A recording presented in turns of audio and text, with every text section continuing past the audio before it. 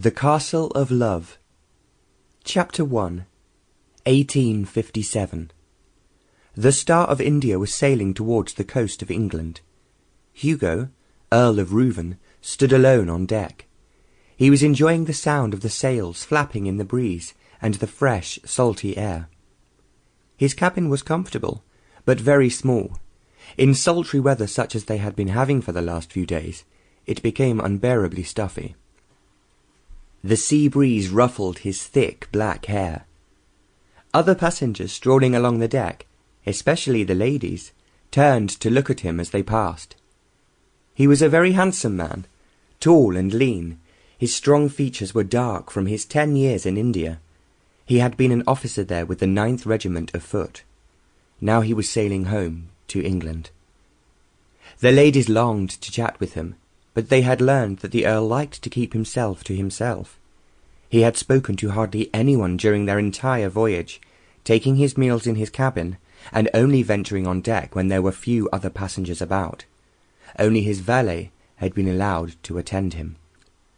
"They say, Georgina, that we shall see the coast of England at any moment," said one of the ladies, ruefully eyeing the Earl's handsome figure as he sauntered by.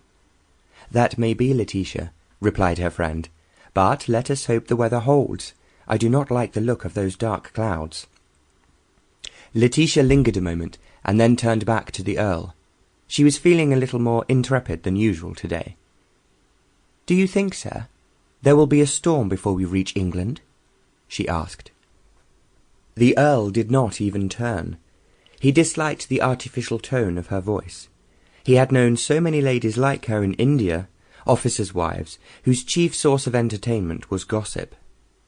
"I am not an oracle, madam," he said stiffly, "but the swell is certainly getting stronger." "Well," said Letitia. She flounced off back to her companion. "Let us go to the other deck, and find some congenial company." The Earl's lips tightened wryly, but he kept his face turned towards the sea. The ship was beginning to pitch more steeply. Waves smacked loudly against the bows.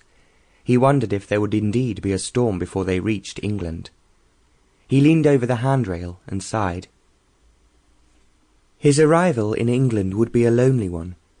His parents had died when he was a boy. They had been on a grand tour of Europe, and had reached Naples when a typhoid epidemic broke out. They had succumbed to the disease within days of each other. Even as a boy, Hugo had known that neither would have wanted to go on living without the other. Hugo and his elder brother Crispian were at that time staying with their widowed grandfather, the old Earl, at Castle Ruven. Crispian was now heir to the title. The two boys, once they had recovered from the loss of their parents, enjoyed a happy childhood. Their grandfather was gruff, but kind and indulgent. The boys slept in the nursery with their nanny Sarah. She would scold them mercilessly, but they knew how to twist her round their little fingers. The brothers had no other playmates but each other, and consequently they were very close. They played hide-and-seek all over the castle, and roamed the surrounding woods in the summer. Although he was younger, Hugo was always the leader. Crispian was timid and introvert. It was Hugo who made him climb trees, swim in the swift flowing river, explore the local caves. When they were sent away to school, Hugo often had to protect the shy Crispian from bullies. As the younger brother, Hugo needed a career. When the time came, his grandfather suggested the army. Hugo was happy with this idea. He was interested in travel, seeing the far-flung places of the world. So he became an officer with the 9th Regiment of Foot, and at 20 years of age set off for India. It was the last time he saw his brother. The Earl felt the ship rise steeply beneath him, and then plummet into the waves. Spray lashed his face. There was a voice at his elbow. It was one of the crew. "Beg pardon, my lord. The captain says you might think of Sample complete. Ready to continue?